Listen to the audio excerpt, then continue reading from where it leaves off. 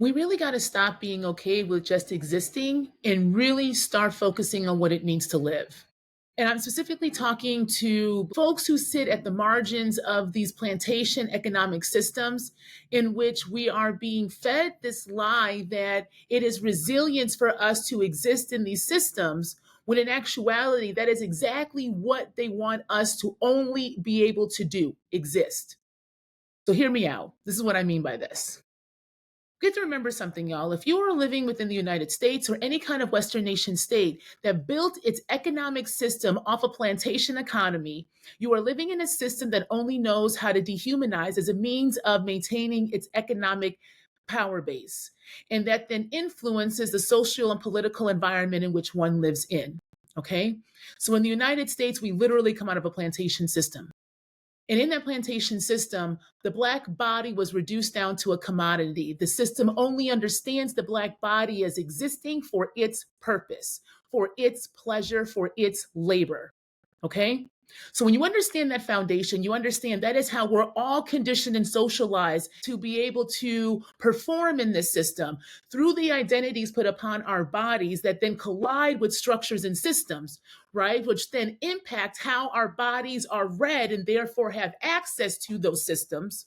Okay, you following me here? That's essentially intersectionality, y'all, as a power analysis, not an identity, a power analysis.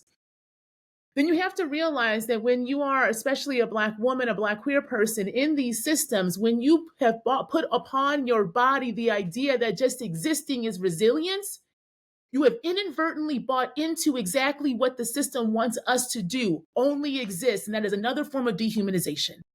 So why exist in systems that are stagnant and decaying to begin with? Live. So if we want to live, then we have to redefine the understanding of what it means to be, because those identities are locations in which we understand our relationship to power in the systems that we are in.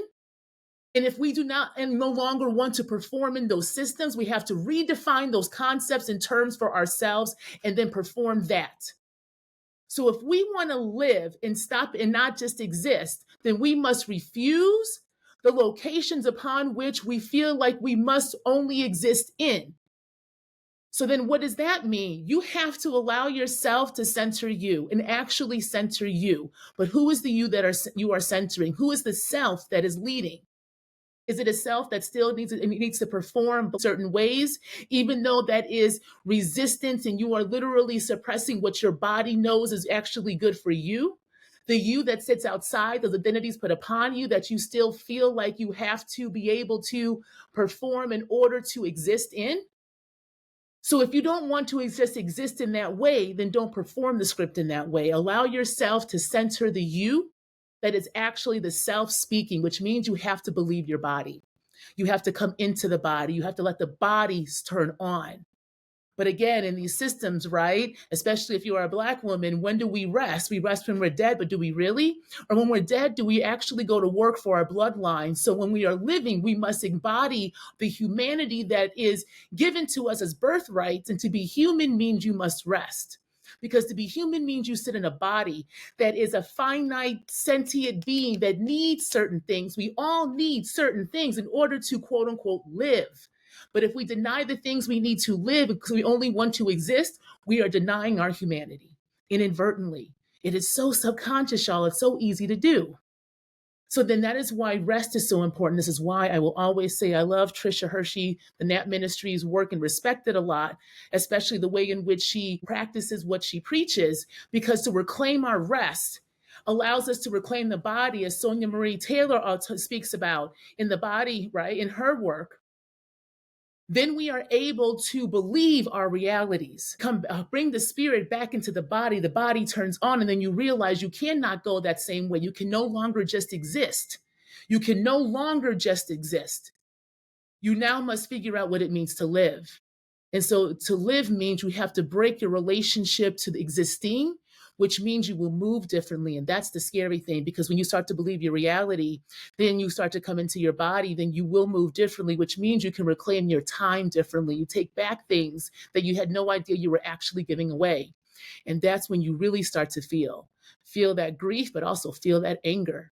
the anger of realizing exactly what you did not realize before, which led you down a path that you thought you was liberatory in nature because you thought it was resilience just to exist, realizing that was leading you into non-existence. So when you allow yourself to live, you must allow yourself to grieve. Grieve that reality and realize that's all you knew. How can you beat yourself up for doing what you thought you knew you were supposed to do? And when you finally saw that mirror and reflected and took back your body by taking back your rest, by allowing yourself to refuse to just exist, you come back into a humanity that is new for many of us. And so then you really understand what grace is and what faith is, faith of self. And that's the scariest thing, y'all. That's part of the resistance. That's part of liberatory practice, liberating ourselves from these systems so that we can figure out what it means to truly be collectives and truly then create strategies that can not only just push back, but break these oppressive structures. And will it happen in one lifetime? Maybe, maybe not. But the fact of the matter is, we must create the space for the possibility for it to enact itself. So if we want to live now, we have to stop existing so that there is a future for those after us to truly live within. And this to me is abolitionist dreamscapes, breaking the things that don't work for us and dreaming of the things that actually can. And it's a process in itself that requires us to strategically dream, strategize with our dreams, but do we even know what we want? Well, if we want to live, then we got to stop existing.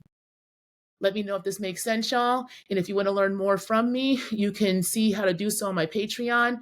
And also, if you want to work one-on-one with me or in a group setting, I do strategic dreaming for both individuals, organizations, and groups. You can find out more information on my website, drnicoletruesdell.com. And as always, keep dreaming, keep exploring, because it's through our dreamscapes that we can create the futures we want in the present day. For more about that, check out my podcast, Abolitionist Dreamscapes. Till next time.